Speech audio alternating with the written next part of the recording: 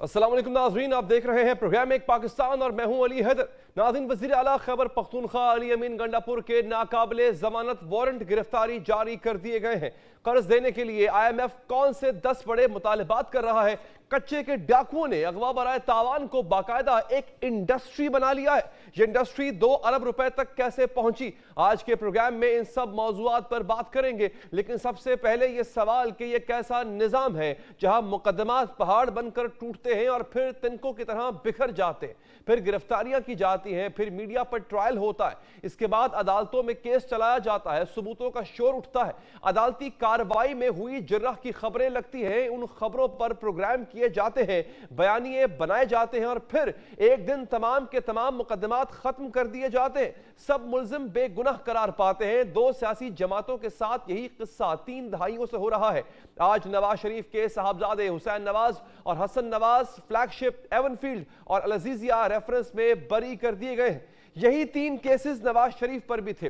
Even field reference میں نواز شریف پر الزام تھا کہ وہ اپارٹمنٹ خریدنے کے ذرائع نہ بتا سکے، اس کیس میں انہیں 10 سال قید کی سزا سنائی گئی۔ العزیزیہ ریفرنس میں الزام تھا کہ نواز شریف نے غیر قانونی طور پر رقم پاکستان سے منتقل کی اور سعودی عرب میں العزیزیہ سٹیل مل لگائی، اس کیس میں بھی نواز شریف پر جرم ثابت ہوا تھا، انہیں 7 سال قید کی سزا سنائی گئی تھی۔ ایون فیلڈ اور العزیزیہ ریفرنس میں سزا کے خلاف نواز شریف نے اپیلیں بھی دائر کر رکھی تھی، لیکن پھر وہ علاج کے بہانے برطانیہ چلے گئے تھے اور اپیلوں کی پیروی ہی نہیں کی تھی۔ پھر گزشتہ سال اکتوبر میں انہوں نے پاکستان آنے کا فیصلہ کیا اور سزا معطلی کی اپیلیں بحال کرائیں اور پھر نومبر اور دسمبر 2023 میں نواز شریف ایون فیلڈ اور العزیزیہ ریفرنس سے بری کر دیے گئے۔ نواز شریف کی بیٹی مریم نواز پر بھی ایون فیلڈ کیس تھا، وہ بھی بری کر دی گئی۔ نواز شریف کے بھائی شہباز شریف پر بھی کرپشن، منی لانڈرنگ، اختیارات کے ناجائز استعمال، آمدن سے زیادہ اثاثوں کے مقدمات تھے۔ شہباز شریف کے بیٹے حمزہ شہباز اور سلیمان شہباز بھی شریک ملزم تھے۔ شہباز شریف کی اہلیہ نصرت شہباز بھی ملزمہ تھی، لیکن پھر شہباز شریف وزیر اعظم بن گئے اور پھر وہ ان کی اہلیہ اور ان کے بیٹے مقدمات سے بری کر دیے گئے۔ جب جعلی اکاؤنٹس کے ذریعے منی لانڈرنگ کا یہ کیس چل رہا تھا، اس وقت تعویل دیتے ہوئے کہا جاتا تھا کہ یہ تو ایک معمول کا کارروائی ہے، طریقہ کار ہے، ملازموں کے اکاؤنٹ کھلوا کر وہاں سے رقوم کسی اور کو دینا تو کوئی قابل اعتراض بات نہیں۔ اور پھر تحریک انصاف کے وزیر اعظم کے خلاف تحریک عدم اعتماد لائی گئی، شہباز شریف اور وزیر اعظم بنے اور کیسز میں بری کر دیے گئے۔ تب ان کی کابینہ میں شامل وزیر خرم دستگیر نے اعتراف کیا تھا کہ تحریک عدم اعتماد نہ لاتے تو پرانی حکومت ان کے خلاف کیسز کو حتمی انجام تک پہنچا دیتی اور جن پر کیسز تھے وہ نااہل قرار دے دیے جاتے۔ مطلب اس بات کا یہی بنتا ہے کہ حکومت بنائی ہی اپنے خلاف کیسز ختم کرانے کے لیے تھی، اور پھر وہ کیسز ختم ہوئے بھی۔ منی لانڈرنگ کا کیس ہی پیپلز پارٹی کے آصف زرداری پر بھی بنا۔ الزام کے مطابق منی لانڈرنگ کا طریقہ کار وہی تھا جو شہباز شریف کیس میں تھا۔ جعلی اکاؤنٹس کھلوائے گئے، ان میں مشکوک رقوم کی منتقلی ہوئی، ان اکاؤنٹ سے ادائیگیاں بھی کی گئیں۔ الزام کے مطابق ان ادائیگیوں کا سرا بھی آصف زرداری سے ملتا تھا، لیکن آصف زرداری کہتے ہیں کہ یہ تو ثابت کریں کہ جعلی اکاؤنٹس میں نے کھلوائے۔ قصوروار تو وہ ہیں جن کے نام پر جعلی اکاؤنٹس کھلے ہیں اور وہ بینک والے ہیں جنہوں نے یہ اکاؤنٹس کھولے ہیں۔ نواز شریف کے خلاف حدیبیہ پیپر ملز کیس بھی یہی تھا کہ جعلی اکاؤنٹس کے ذریعے منی لانڈرنگ کی گئی۔ اس میں تو نواز شریف کے سمدھی اسحاق ڈار کا بیان بھی تھا جس میں انہوں نے منی لانڈرنگ کا اعتراف کیا تھا۔ یہ کیس سن 2000 میں بنایا گیا۔ 2011 میں لاہور ہائی کورٹ نے نیب کو اس کیس پر مزید کارروائی سے روکا۔ 2014 میں یہ ریفرنس خارج کیا گیا۔ پھر 2017 میں سپریم کورٹ کے کہنے پر ہی نیب نے اپیل دائر کی اور سپریم کورٹ نے ہی اپیل خارج کر کے حدیبیہ پیپر ملز کیس بند کر دیا۔ 1999 میں نواز شریف کے خلاف پرویز مشرف کا طیارہ اغوا کرنے کا کیس بھی بنایا گیا تھا۔ اس کیس میں انہیں عمر قید کی سزا سنائی گئی تھی، لیکن پھر سزا یافتہ ہونے کے باوجود وہ سعودی عرب بھیجے گئے اور 2009 میں انہیں کیس سے بری کرتے ہوئے تمام سزائیں کالعدم قرار دے دی گئی۔ پیپلز پارٹی کے خلاف میمو گیٹ کیس بنا، پھر سرد خانے کی نظر ہوا۔ بے نظیر بھٹو اور آصف زرداری کے خلاف برطانیہ کے علاقے سرے میں 35 लाख पाउंड मालियत की जायदाद खरीदने का केस बना। तहकीकात के दौरान वो दोनों इसकी मलकियत से इनकार करते रहे, लेकिन फिर सन 2004 में आसिफ जरदारी ने इसकी मलकियत तस्लीम कर ली। आसिफ जरदारी पर तैयारों की खरीदारी में रिश्वत लेने का इल्जाम भी लगाया गया। 1 करोड़ 37 लाख डॉलर स्विस बैंकों में रखवाने का केस बना। मनी लॉन्ड्रिंग के पैसों से 1,80,000 डॉलर मालियत का हार खरीदने का केस बना।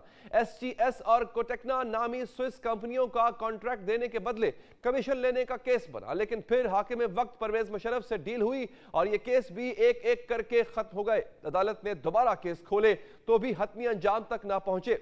SGS कोटेक्ना केस तो 1995 में बना था और 2015 में जाकर खत्म किया गया। स्विस अकाउंट्स केस तो दोबारा खोलने के लिए सुप्रीम कोर्ट ने उस वक्त के वजीर आजम यूसुफ रजा गिलानी को हुक्म दिया। यूसुफ रजा गिलानी ने वजारत उज़्मा की कुर्बानी दे दी, नाअहली कबूल कर ली, लेकिन केस खोलने के लिए स्विस हुक्काम को खत न लिखा। ये खत लिखवाने के लिए 3 साल तक अदलिया और पीपल्स पार्टी हुकूमत में महाज आराई होती रही। आखिरकार वो खत लिखा गया, लेकिन स्विस हुक्काम ने केस दोबारा खोलने से माजरत कर ली। 2 जमातों पर केसेस बने और खत्म होने की यही कहानी है जो गुज़िश्ता 3 दहाइयों से जारी है। केस बनते हैं, अदालतों में चलते हैं, सबूत पेश किए जाते हैं, दलाइल दे दिए जाते हैं, मीडिया पर खबरें लगती हैं, लेकिन फिर हुकूमतें बदल जाती हैं या फिर हालात बदल जाते हैं और केस खत्म हो जाते हैं। या तो ये अनटचेबल है, या ये निजाम झूठा, या ये केस बनाने वाले झूठे।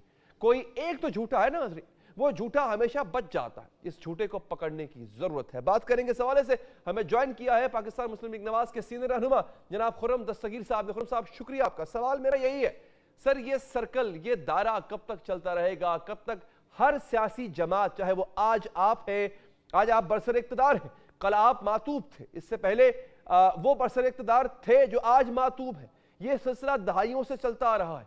सवाल मेरा यही है सर, ये केस गलत है, केस बनाने वाले गलत हैं, आप गलत हैं, आखिर ये सिलसिला रुकेगा कब? सबसे पहले तो ये देखना है कि हमने सबक सीखा, और जिसका सबक का सबसे बड़ा सबूत 2006 का मिसाक जमहूरियत था, शहीद बेनज़ीर भुट्टो और मोहम्मद नवाज शरीफ के दरमियान। और वो इस बात का इदराक था कि हम एक दूसरे के हरीफ हैं, लेकिन मुल्क में जमहूरियत चलाने के लिए एक दूसरे के साथी हैं। और ये तभी होगा जब हम एक दूसरे का एहतराम करेंगे। और ये सबक सीखा गया 1990 की दिहाई में। सख्त तरीन कशीदगी थी, सियासी कशीदगी, जिसका भी आपने हवाला भी दिया।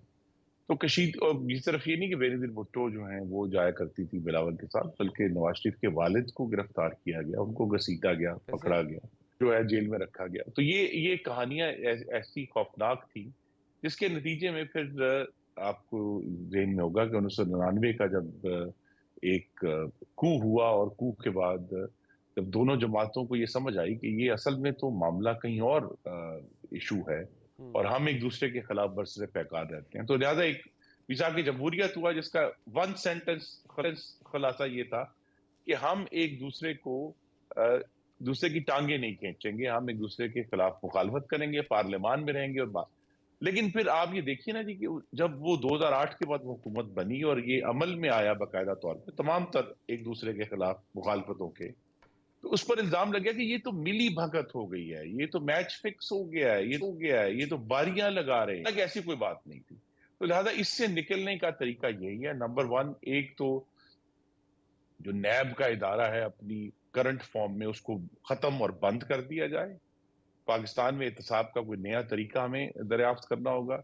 दूसरा जो असल अहम काम है वो ये है कि तमाम जमातें जो हैं वो एक दूसरे को दिए गए वोट का एहतराम करें। आज भी एक जमात सुन्नी इत्तेहाद काउंसिल के नाम से मौजूद है पार्लियामान में, वो ये समझते हैं कि उनको जो 30% वोट पाकिस्तान के अवाम ने डाला है वो 100% वोट है, ज्यादा किसी और की जगह नहीं है पाकिस्तान में। उनको भी इस बात का इदराक होना चाहिए कि 70% वोट उनके खिलाफ भी पड़ा है, और वो भी उतना ही मुकद्दस वोट है पाकिस्तान के शहरियों का जितना उनको पड़ने वाला वोट। तो अगर आप ये रविश जारी रखेंगे, और अब दूसरा हम सब पे ये मौका आया, लेकिन हमने तो कभी पार्लियामान में खड़े होकर नहीं कहा कि हम टांगे तोड़ देंगे, हम बाजू तोड़ देंगे, हम कानून साजी नहीं होने देंगे। हालांकि हमने बड़ी बड़ी सख्त मुखालफतें भी की हैं एक दूसरे की पार्लियामान में। तो इशू यही है कि एक दूसरे का एहतराम करें, और फिर हम उस स्टेज पर पहुंचेंगे कि जहां हम फिर ये जो साइकिल असल में 2008 में खत्म हुआ था, जिसमें मुस्लिम लीग नून और पीपल्स पार्टी ने फैसला किया कि हम इस तरह का सियासी इंतकाम नहीं लेंगे, और नहीं लिया गया उन लेकिन 5 सालों सर में। आप आज लेकिन आपको नहीं लगता फिर कि मिली आज भगत आप का उस इल्जाम साइकिल लगा। का हिस्सा है? जी, उस साइकिल का हिस्सा हम नहीं हैं और ना ही बनना चाहते हैं, क्योंकि उस साइकिल में एक नया जो हम समझते हैं कि बड़ा भयानक इजाफा तो नहीं, नया मोड़ आ गया, वो 9 मई का वाकया है। इससे पहले पाकिस्तान की किसी सियासी जमात ने रियासत पर हमला नहीं किया था। हमने एक दूसरे के खिलाफ एहतजाज भी किए थे, हमने तोड़ फोड़ भी की पार्टियों ने, लेकिन इस तरह आग लगाने का मामला जो है, उसका कुछ ट्रेलर 2014 में धरने के दौरान में देखा था, और अब हमने 2023 में 9 मई को देखा कि जिन लोगों ने 2014 में पाकिस्तान टेलीविजन पर डंडे लेकर कब्जा किया और करोड़ों की जो मशीनरी थी वो तोड़ी, उनको चूंकि सजा नहीं दी गई वफामत की सोच के कि जमहूरियत है तो हमें इस तरह, उन लोगों ने 9 साल बाद आकर रेडियो पाकिस्तान पेशावर को आग ही लगा दी और जला दिया उसको। तो लिहाजा हमें ये एक नया इसमें एक अमल आया है 9 मई वाला। तो लिहाजा 9 मई को सामने रखते हुए, इस बात को यकीनी बनाते हुए कि रियासत पर कोई हमलावर नहीं होगा, हमें ये फर्क करना है कि कहाँ इंतकाम है, सियासी इंतकाम है। आज अल्लाह ताला के करम से हसन नवाज और हुसैन नवाज के जो केसेस खत्म हुए, ये एक नाइंसाफी खत्म हुई है। लेकिन जहाँ एक सीरियस केसेस मौजूद हैं जिन पर अदालतें, अब अदालतों का मामला भी, हम सबको अदालतों से शिकायत रहती हैं, लेकिन अदालतों के फैसलों की बुनियाद पर ही आगे चलना है। तो आज अगर मेरे हक में फैसला आ गया, मैं कहूँ ये अदालतें बहुत अच्छी हैं, ये तो इस सिलसिला चलता रहेगा। असल इशू मैं दोहरा दूं कि पार्लियामान में एक दूसरे के बाहमी एहतराम की बुनियाद पर जब जमातें चलेंगी, तो फिर आप देखेंगे कि ये सिलसिला आहिस्ता आहिस्ता खत्म होगा। ये सिलसिला खत्म हुआ था 2008 से लेकर 18 तक, लेकिन जब 18 के बाद दोबारा से सियासी इंतकाम शुरू हुआ, 20-20 किलो हेरोइनें डाली गई इन लोगों को, 22-22 महीने बगैर सबूत शवाहिद की जेलों में डाला गया, तो ये वो साइकिल जो दोबारा शुरू किया गया, उसके असरात आज हम देख रहे हैं। अच्छा, लेकिन अगर इंशाल्लाह अगर ये अगर उसके असरात हैं जमातों को सर, ये समझ आ जाएगी तो तो हम वो कहते हैं बेहतर की तरफ जा सकते हैं। बिल्कुल ठीक है खुर्रम साहब, अपना रेजिड्यू छोड़ जाएंगे। मैं मानता हूं, और ये बात अब सिर्फ मैं नहीं, शायद पाकिस्तान का हर शख्स मानता है कि बेटे से तनख्वाह ना लेने पर नाअहल करना ज्यादती थी। एवन फील्ड के ऊपर वो बच्चे जो उस टाइम पे वाकई बच्चे थे, उनको मुल्ज़िम ठहराना शायद ज्यादती थी। हीरोइन डालना 15 किलो, वो ज्यादती थी।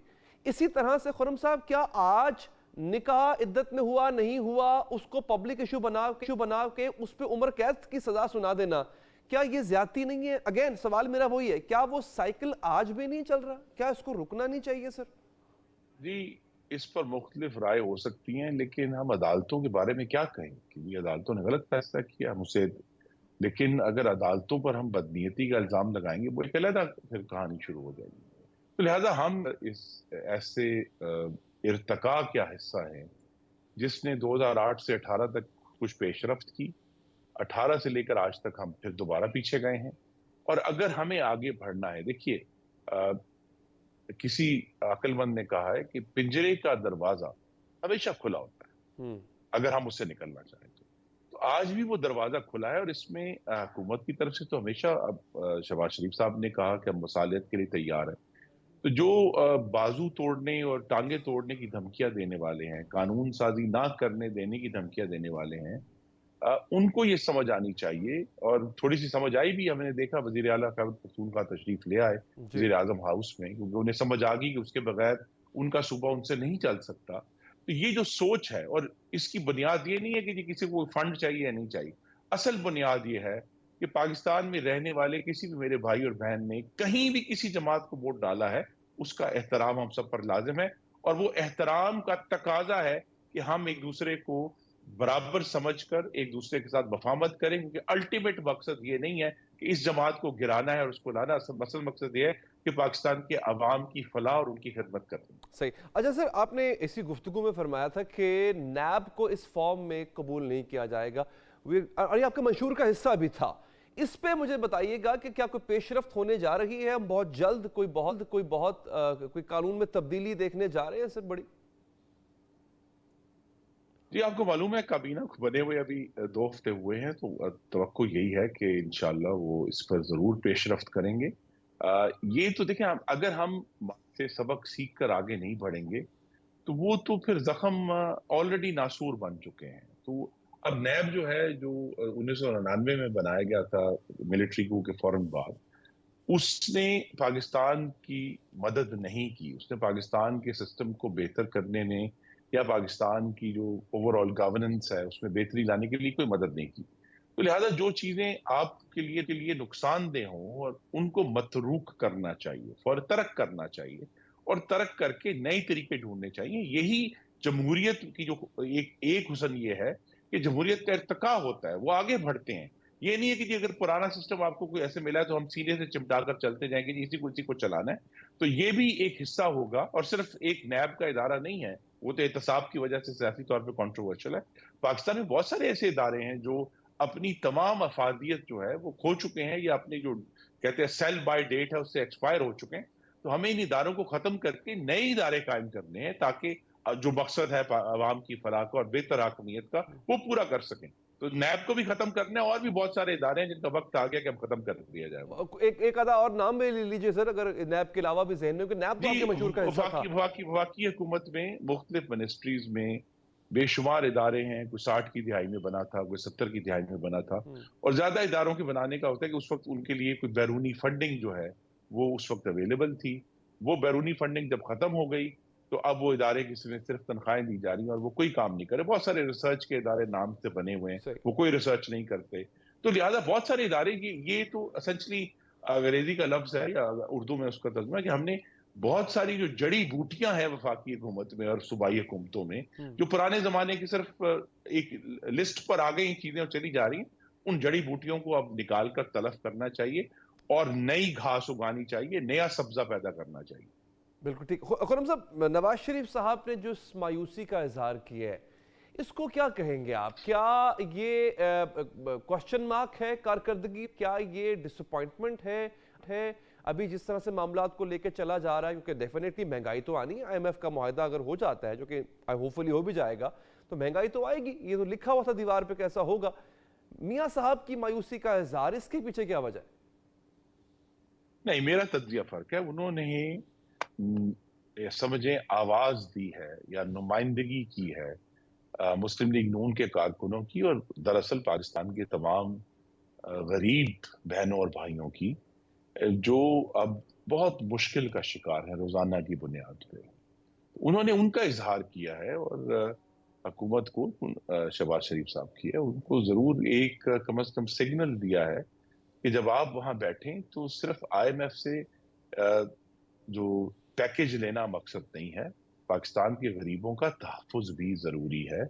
और उसके लिए फिर हुकूमत के सामने तो बहुत सारे पहाड़ जैसे चैलेंजेस खड़े हैं। एक चैलेंज यही है कि जो आसान रास्ते हैं IMF का पैकेज लेने के, कि बिजली की कीमत बढ़ा दो, गैस की कीमत बढ़ा दो, पेट्रोल की कीमत बढ़ा दो, उन आसान रास्तों से हटकर, क्योंकि आसान रास्ते हमेशा नीचे जाते हैं, तो हमें मुश्किल रास्ता जो ऊपर की तरफ चढ़ना है तो लिहाजा इस पर जो मैंने कहा ना कि जी इदारे खत्म करने, उसका एक ये भी जाविया है कि जो वफाकी हुकूमत पे अब बेशुमार बोझ है खर्चों का, उनको कम करना है। तो वो तभी होगा जब आप सीरियसली सोचेंगे कि हमें मुश्किल फैसलों का इंतखाब करना है।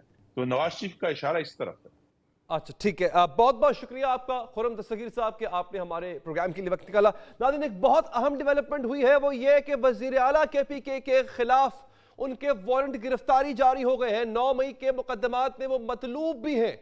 इसके साथ साथ वो तमाम अहम ओहदेदारान PTI के जिनको सेनेट के लिए नामजद किया गया है, जिनको दीगर ओहदों के लिए नामजद किया गया है, उनके भी नाम 9 मई के मुकदमात में हैं, वो भी मतलूब हैं। PTI चाहती क्या है? क्या वो रियासत के साथ लड़ाई करना चाहती है? अगर वजीर आला KPK गिरफ्तार हो गए तो फिर क्या होगा? इन सब पर हम बात करेंगे एक मुख्तसर वक्फे के बाद।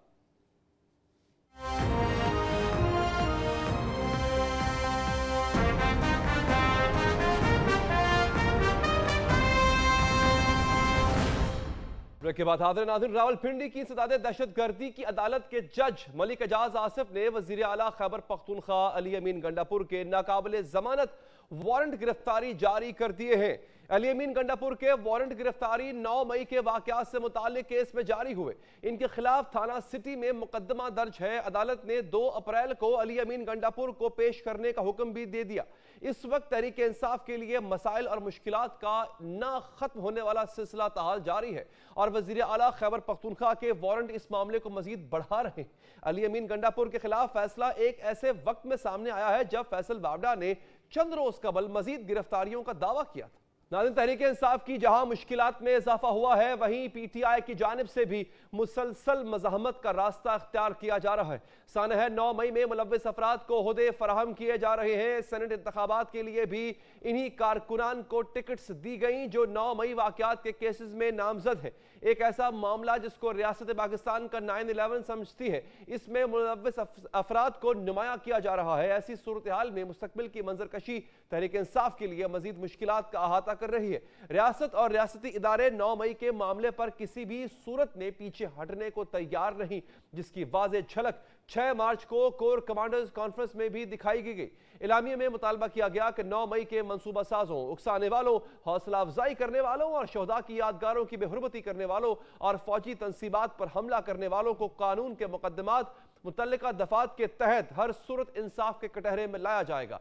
एलामिया में कहा गया था कि इस सिलसिले में मसख शुदा अभाम और गलत मालूमात फैलाने की बदनीयती पर मबनी कोशिशें बिल्कुल बेसूद हैं, जो सिर्फ मजमूम सियासी मफादात के हुसूल के लिए मुनज़्ज़म मुहिम का हिस्सा है, ताकि 9 मई की घिनौनी सरगर्मियों पर पर्दा डाला जा सके। कोर कमांडर्स कॉन्फ्रेंस में वाज़ेह निशानदही के बावजूद बानी तहरीक इंसाफ की जानिब से इसमें मुलव्विस अफराद को आगे लाने की पॉलिसी कई सवालात खड़े कर रही है। क्या तहरीक इंसाफ एक नई लड़ाई की जानिब बढ़ रही है? क्या गिरफ्तारियों का नया सिलसिला इस लड़ाई का शाखसाना होगा? इसी मामले पर बात करेंगे। मैं ज्वाइन किया है पीटीआई के रहनुमा सेनेटर हुमायूं मोहम्मद साहब ने। सेनेटर साहब, बहुत शुक्रिया आपके वक्त का। सर, ये तो 9 मई के जो मुकदमात हैं, इसमें मुलव्विस लोगों को क्यों ओहदे फराहम किए जा रहे हैं, क्यों नवाजिशात की जा रही हैं इन पर? बिस्मिल्लाहिर्रहमानिर्रहीम। मुझे एक बात बताएं, आपको ये किसने कह दिया कि इसका मतलब है कि रियासत के साथ मत्था लग रहा है? देखिए, इस तरह ये है, हमारे अगर आप पाकिस्तान तहरीक इंसाफ की या किसी भी पॉलिटिकल पार्टी की हायरार्की की बात करते हैं, तो जिन लोगों के ऊपर ये इल्जामात हैं वो पाकिस्तान तहरीक इंसाफ की टॉप लीडरशिप है। अब हम उनको अगर हम नहीं देंगे टिकट या पोजीशन नहीं देंगे तो किसको देंगे? हमने देखा डॉन लीक्स के बेसिस पे जिस शख्स को निकाल दिया गया था, उस शख्स को आज स्पेशल पोजीशन दी गई है। अच्छा, आपने देखा था कि ठीक है, वो तब 9th में नहीं हुआ था सर, आपके दौर में 9th में हुआ, आपसे सरजद हुआ या वो इल्जाम आप पे लगता है? एक दूसरा ये, अब सनम जावेद वो तो नहीं ना आपके कोई सरकर्दा रहनुमा में से तो नहीं है, उनको क्या मजबूरी बनी कि उनको टिकट देना ही देना है आपने? बाकी चले आपके सफर अव्वल की क़यादत पे मुकदमात हैं और आपके पास कोई बंदा नहीं है, समझ में आता है, सनम जावेदी क्यों?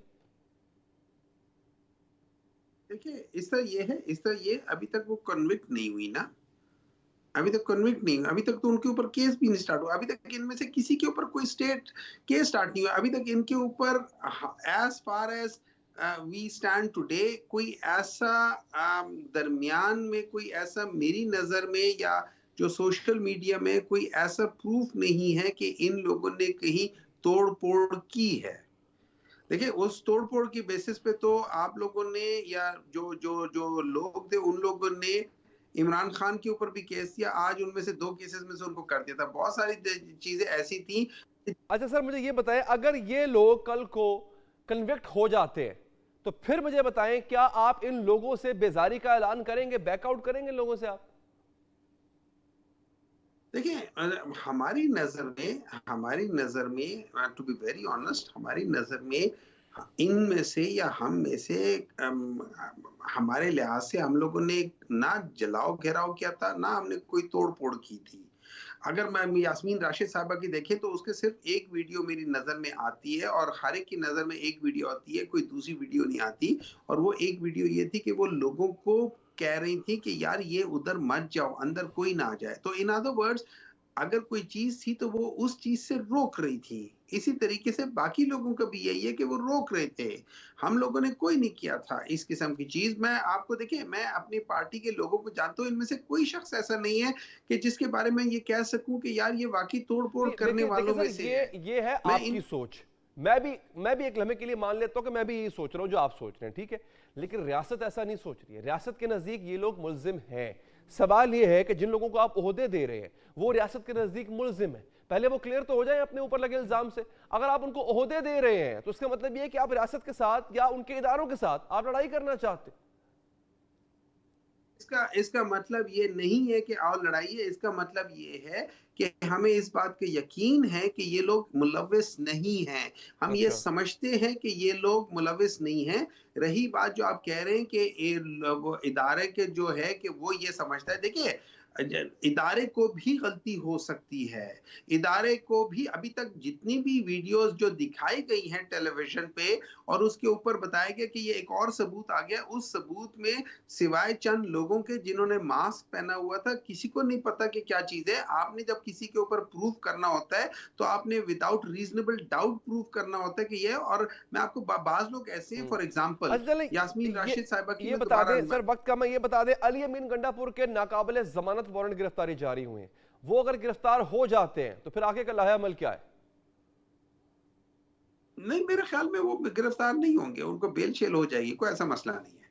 अच्छा, कॉन्फिडेंट है आप? देखिए इस तरह है कि एक ऐसा है, मैं आपको बताता हूँ, दो लोग जी। जो थे ना, वो उनके ऊपर वो क्या कह सकते हैं, कन्विक्शन होने वाली थी और उनको, उन दोनों को वहां से बरी कर दिया गया था। एक है शहबाज शरीफ, दूसरे है हमजा। हाँ जी। नहीं तो आपको लगता है आपकी और सेटलमेंट इनके हो ऊपर जाएगी? सब कुछ ऑलमोस्ट प्रूफ भी था, सब कुछ, अच्छा लेकिन वो सारे केसेस खत्म कर दिए थे। अच्छा। उस केसेस को निकाल दिया। अभी ये जो दो फॉरेनर्स आए थे जिन्होंने कहा था कि हम पाकिस्तानी नहीं है, फॉरेनर्स हैं, उन दो फॉरेनर्स को आप लोगों ने एज अ पाकिस्तानी डिक्लेयर करके अभी आप उनको कह रहे हो कि यार आपके ऊपर कोई केस भी नहीं है। इन लोगों ने पाकिस्तान से पैसे चुरा के बाहर ले गए थे। ये पाकिस्तानी नहीं है, ये फॉरेनर्स हैं और ये इधर आए हुए हैं और हम उनको छोड़ रहे हैं जिन्होंने इन गरीबों के पैसे चुराए हैं। दूसरी तरफ हम देख रहे हैं उन्हीं के रिश्तेदार जो हैं वो अपनी वो गाड़ी जो इन लोगों ने खुद 6 लाख की खरीदी थी, उस किस्म की गाड़ी के टायर्स 3.25 करोड़ के चेंज करना चाह रहे हैं और ये कहते हैं कि इस मुल्क के अंदर महंगाई है। अच्छा, फिर जाके जो जेल में जो लोग हैं उनको एक वक्त का खाना दे रहे हैं, बहुत अच्छी बात है, लेकिन ये अगर 3.25 करोड़ के टायर ना चेंज करे तो हो सकता है उस जेल के लोगों को पूरे 1 महीने उस तरह का खाना मिल सके। हो सकता है कितने लोगों की उसमें वो हो सके। चल ठीक है, बहुत बहुत शुक्रिया आपका सेनेटर साहब, आपने हमारे प्रोग्राम के लिए वक्त निकाला। नाज़रीन आगे बढ़ते हैं। माशी महाज पर एक अहम पेशरफ्त हुई है और पाकिस्तान और बैनुल अक़वामी मालियाती इदारे यानी IMF के दरमियान इक़्तिसादी जायजा मुज़ाकरात मुकम्मल हो गए हैं, जिसके बाद पाकिस्तान को $1.1 अरब की तीसरी किस्त मिलने के इम्कानात रोशन हो गए।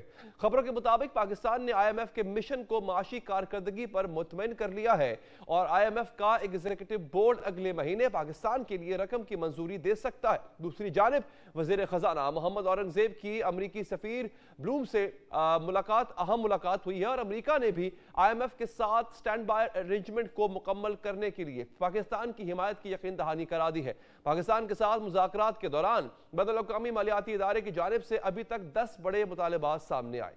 अंग्रेजी अखबार द न्यूज़ के मुताबिक IMF का पहला मुतालबा अवाम के जख्मों पर नमक छिड़ने के मुतरादिफ है और यह कि 1 जुलाई 2024 से बिजली और गैस की कीमतों में इजाफा किया जाए।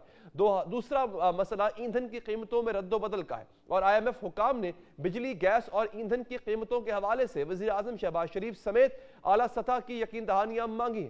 महंगाई को दावत देने वाला तीसरा मुतालबा सामने आया है और वो ये है कि IMF पर चून फरोशों के हवाले से स्कीम का ऐलान भी चाहता है, लेकिन IFBR ने मेहमान टीम को इस बात पर कायल करने की कोशिश की कि ये स्कीम आइंदा बजट में लॉन्च की जाए। मालियाती इदारे ने क्रिप्टो करेंसी को टैक्स नेट में लाने के लिए कैपिटल गेन टैक्स का दायरा वसी करने का भी मुतालबा किया।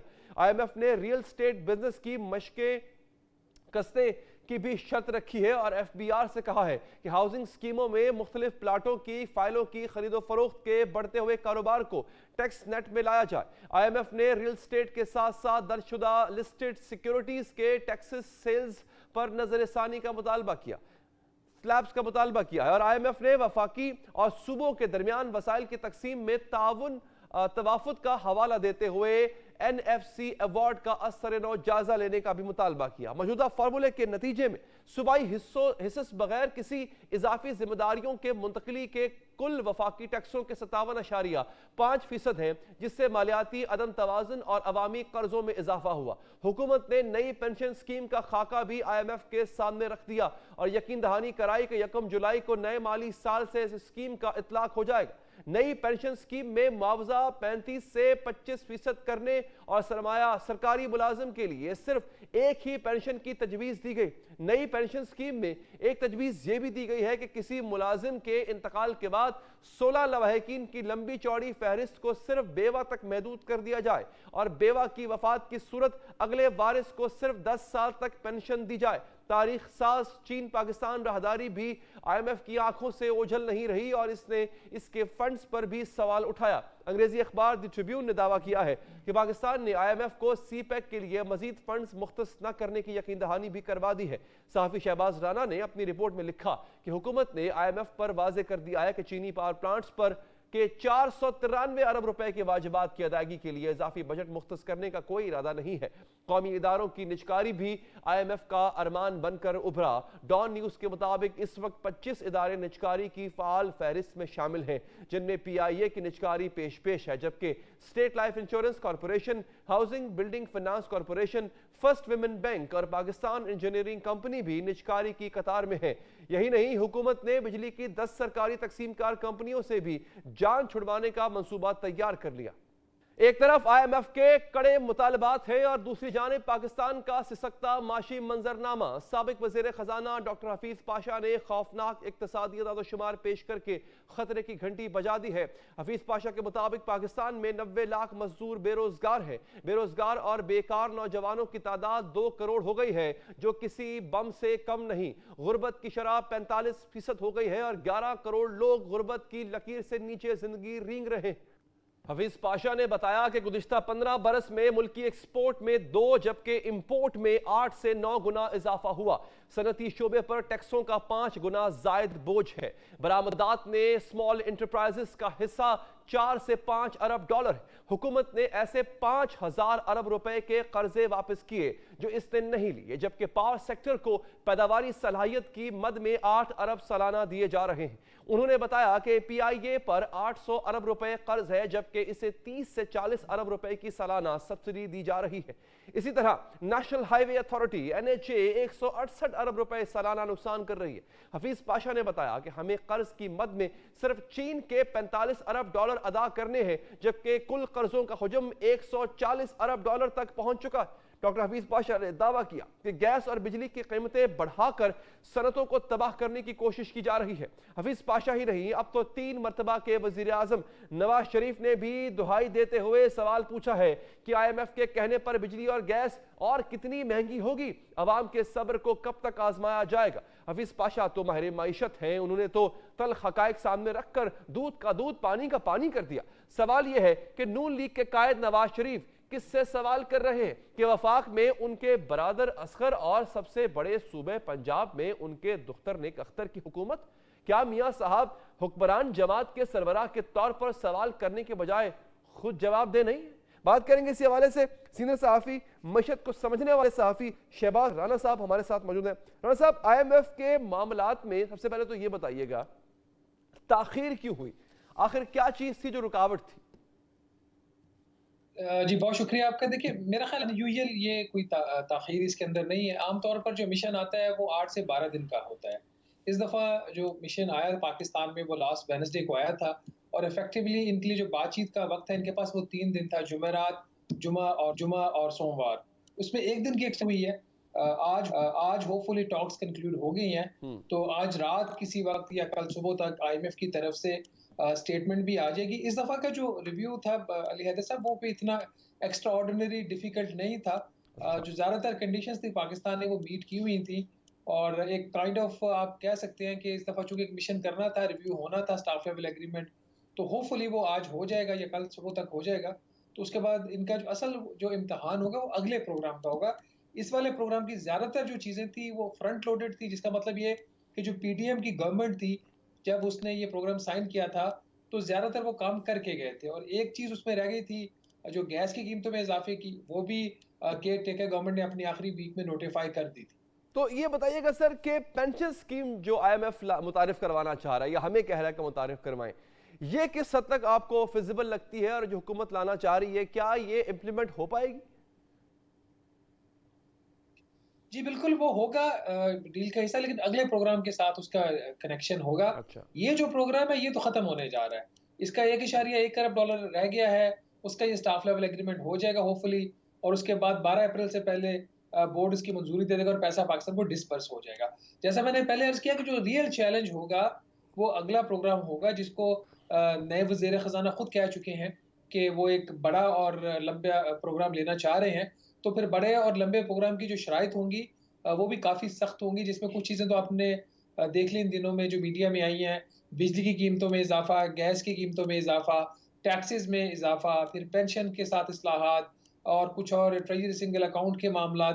تو یہ وہ جو ساری چیزیں ہیں یہ نئے پروگرام کے ساتھ اٹیچ ہوں گی. تو اسی لیے مجھے لگ رہا ہے کہ نیا پروگرام اتنی جلدی شاید کنکلوڈ نہ ہو پائے.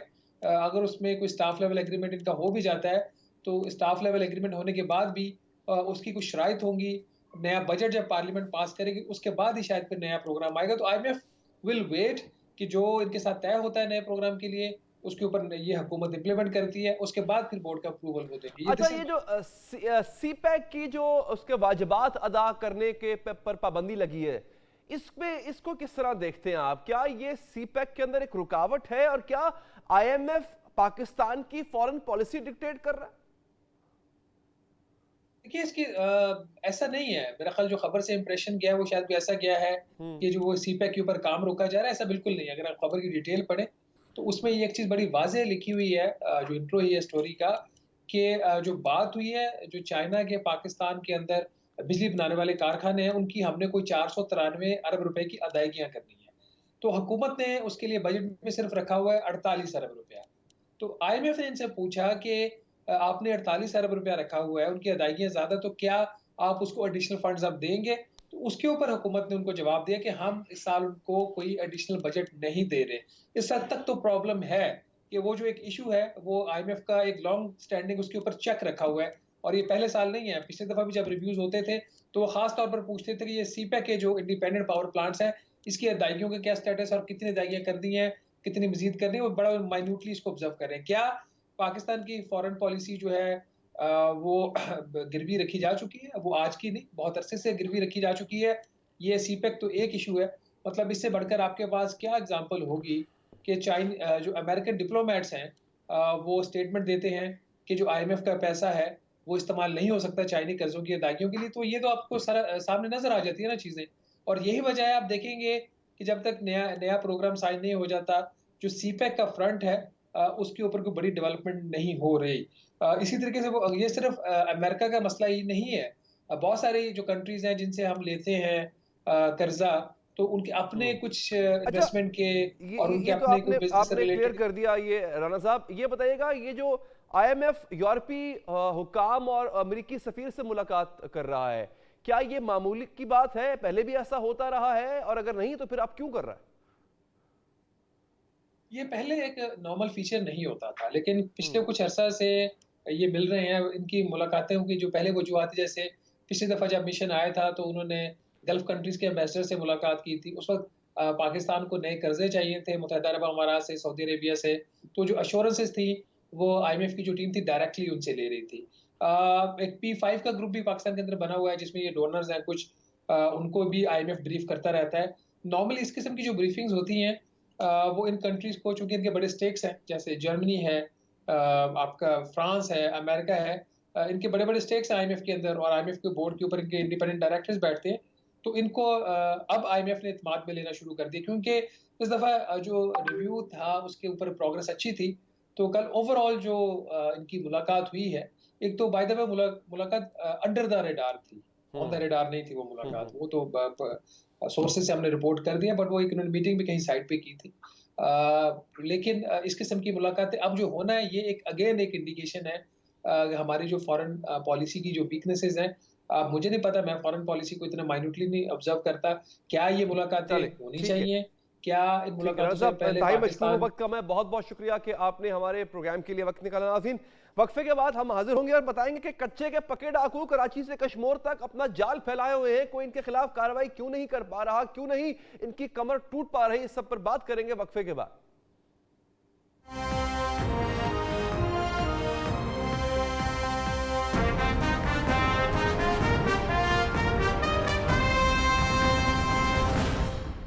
ब्रेक के बाद हाजिर नाज़रीन, पंजाब और सिंध के मुंतखब वज़राए आला सिंहासन पर बैठ चुके हैं, मगर इस वक्त दोनों सूबों में मौत के सौदागर, खून के प्यासे डाकू कुछ तो खून का खेल खेल रहे हैं।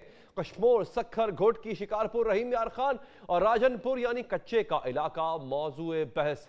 ये वो इलाका है जहां डाकू हैं, जदीद तरीन असलहा है। इस दलदली जमीन में कुछ तो खून की कहानियां रकम की जा रही हैं। दरिया की रेत और कीचड़ में लथपथ अगवाकार है, बरहना जिस्म पर तशद्दुद सहते ट्रक ड्राइवर और आम शहरी। नाज़रीन, ये वीडियोस देखकर यकीनन आप तसव्वुर कर रहे हैं कि यहाँ कानून नहीं, लेकिन यहाँ पर पुलिस के मुस्तैद कमांडोज, तरबियत याफ्ता अफसरान, बावर्दी सिपाही सब कुछ है, मगर भारी हथियार मजलूम मुग़वियों की रिहाई के लिए चलने से कबल ही किसी बड़े हुक्म के मुंतज़िर हैं। जनूबी पंजाब और शुमाली सिंध के दलदली इलाकों में सर छुपाए चंद डाकू अब पूरे पाकिस्तान तक फैल चुके हैं, लेकिन सिंध को पंजाब और बलूचिस्तान से जोड़ने वाले रास्ते, कौमी शाहराहें और सड़कें तो गोया इनकी जागीर बन चुकी हैं। पिछले 40 बरस से कच्चे के इलाके में डाकू राज है। घात लगाकर लूटने और अगवा करने वाले डाकू अब जदीद तरीक़ाकार इस्तेमाल कर रहे हैं। पुलिस की मामूली बंदूकों का मुकाबला करने के लिए उनके पास बख्तरबंद गाड़ियां हैं और तैयारा शिकन तोपें हैं। नाजरीन, अब इन डाकुओं के अगवा के तरीक़ाकार बताते हैं। शुमाली सिंध के इज़ला में अगवा बराए तावान, हाईवे पर गाड़ियों से लूटमार, भत्थे वसूली की वारदातें 1990 की दहाई के अवाइल से जारी हैं, लेकिन हालिया दिनों में इनकी वारदातें कुछ ज्यादा बढ़ चुकी हैं। कच्चे के डाकू अगवा बराए तावान के लिए नित नए हथकंडे अपनाने लगे हैं। इनका सबसे मौसर तरीक़ाकार हनी ट्रैप किडनैपिंग है। सिंध के कच्चे के इलाके में अपनी कमी गाहें बनाने वाले डाकू भी समझदार हो गए हैं और लड़कियों की आवाज में फोन करके शिकार फंसा रहे हैं। कच्चे में मौजूद डाकू अपने शिकार को अगवा करने के लिए खातून की आवाज में फोन करके पहले दोस्ती करता है, फिर मुलाकात के लिए अपने मनपसंद मकाम पर बुलाकर अगवा कर लेता है। इसके अलावा शहरियों को सस्ती डील्स की ऑफर कराई जाती है, यानी कभी गरीब किसान को सस्ते ट्रैक्टर का झांसा तो कभी चमकती गाड़ी की पुरकशिश पेशकश करते हैं। जाल में फंसने वाले शहरी जब मुतल्लिका मकाम पर पहुंचते हैं तो इन्हें गन पॉइंट पर अगवा करके भारी तावान का मुतालबा किया जाता है,